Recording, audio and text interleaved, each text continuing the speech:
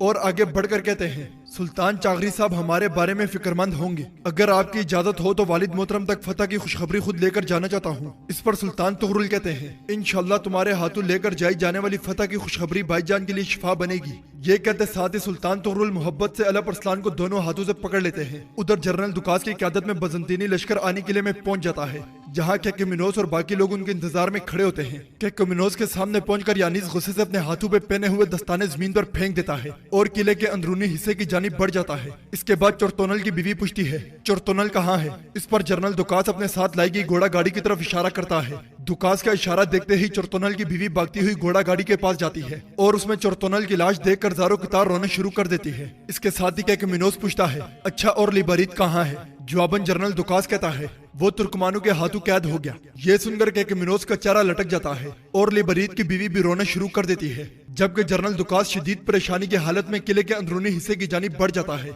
दूसरी जानिब कनक कबीले में सलजान खातून चागरी साहब के पास बैठी होती है, जबकि गोर खातून और कराजा खातून भी वहाँ मौजूद होती हैं। इसी दौरान अक्चा खातून यखनी लेकर वहाँ आती हैं और कहती हैं, ये अकनाए वालदा ने भेजी है। उन्होंने कहा है कि ये चागरी साहब को पसंद है। सलजान वालदा, क्या चागरी साहब ठीक है? इस पर सलजान खातून कहती हैं, इनका बुखार बढ़ रहा है और सांस कम हो रही है। जवाबन अक्चा खातून पूछती हैं, चागरी साहब का मर्ज क्या है सलजान खातून? तो सलजान खातून कहती हैं, हम इनकी बीमारी का या इसके नाम का कुछ भी पता नहीं लगा पाए। हर साल इस तरह के मौसम में बीमार हो जाते हैं, मगर कभी इस कदर बीमार नहीं हुए। ये सुनकर अक्चा खातून कहती है, जल्द शिफा नसीब होगी इंशाल्लाह।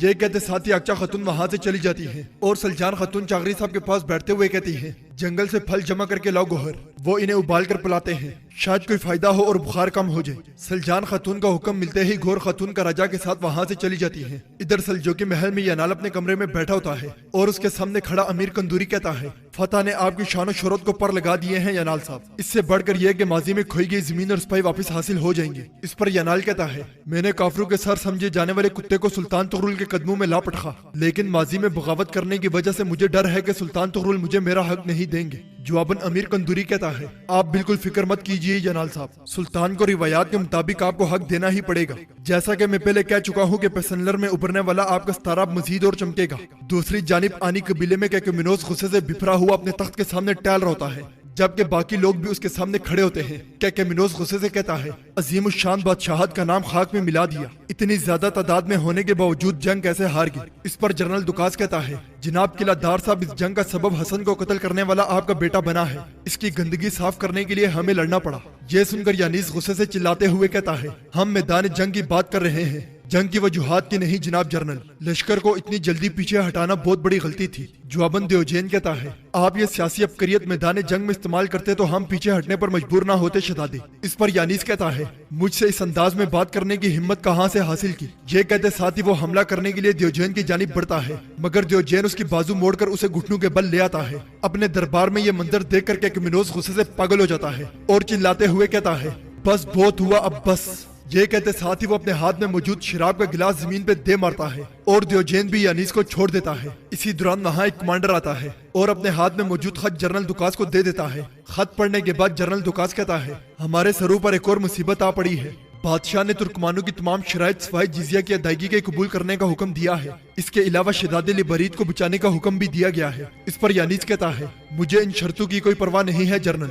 ये कहते साथ ही यानीस वहाँ से चला जाता है और जनरल दुकास गजबनाक निगाहों से उसे जाते हुए देखता है। उधर अलप अरसलान हसन साहब और अपने सिपाहियों के साथ आंधी और तूफान की तरह कबीले की जानिब बढ़ रहे होते हैं, जबकि गोर खातून और कराजा खातून जंगल में फूल जमा कर रही होती हैं। गोहर खातून कहती है, इंशाल्लाह फूलों से शिफा होगी और बाबा आंखें खोल देंगे। जवाबन कराजा खातून भी इंशाल्लाह इंशाल्लाह कहती है। इसी दौरान उन्हें एक तरफ अक्चा खातून आसमान की तरफ मुंह करके चीखती हुई दिखाई देती है। अक्चा खातून को आसमान की तरफ मुंह करके आवाज निकालते हुए देखकर वो दोनों छुप जाती हैं और कराजा खातून कहती है, ये पागल यहाँ क्या कर रही है? इसी दौरान अक्चा खातून को अपनी आवाज के जवाब में भेड़िए की आवाज सुनाई देती है। जवाबन अक्चा खातून भी आसमान की जानिब मुंह करके मखसूस आवाज निकालती है। ये देख कर कराजा गोर खातून से कहती है, देखो गोहर, मैंने तुमसे कहा था ना कि इस औरत में कोई लानत मौजूद है। इसी दौरान अक्चा खातून को एक मर्तबा फिर भेड़िए की आवाज सुनाई देती है तो उनके चेहरे पर मुस्कुराहट आ जाती है और वो आहिस्ता आहिस्ता आवाज की जानिब बढ़ना शुरू कर देती हैं। अक्चा खातून को वहाँ से जाते हुए देखकर गोर खातून कहती है, ये कहाँ जा रही है? इस पर कराजा कहती है, अभी पता चल जाएगा।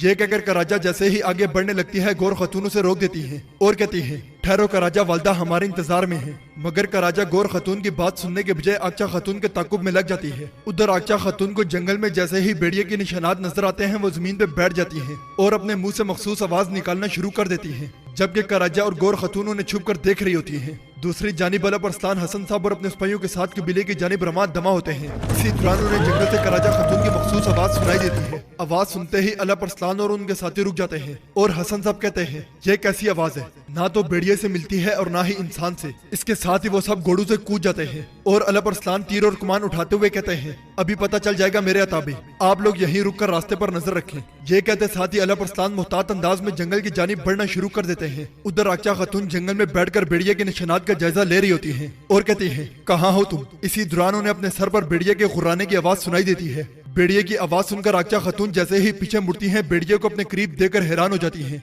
जबकि झाड़ियों में छुपी हुई कराजा खतून ये मंजर देखकर कहती है, इसने भेड़िए को यहाँ बुला लिया, गोहर ये तो कोई जादूगरनी है। इसी दौरान अलब अरसलान भी वहाँ पहुँच जाते हैं और जैसे ही भेड़िए को मारने के लिए तीर सीधा करते हैं आगचा खतून हाथ के इशारे से उन्हें रोक देती है। अलब अरसलान को देखकर गोर खतून और कराजा खतून एकदम से छुप जाती है और आगचा खतून जैसे ही भेड़िए के सर पर हाथ रखती है वो पुरस्कून हो जाता है। ये मंजर देखकर अलब अरसलान भी हैरान और परेशान हो जाते हैं और आगचा खतून भेड़िए से कहती है, एक दर्द की दवा तुम्हारे पास है, अगर इजाजत हो तो ले लूं।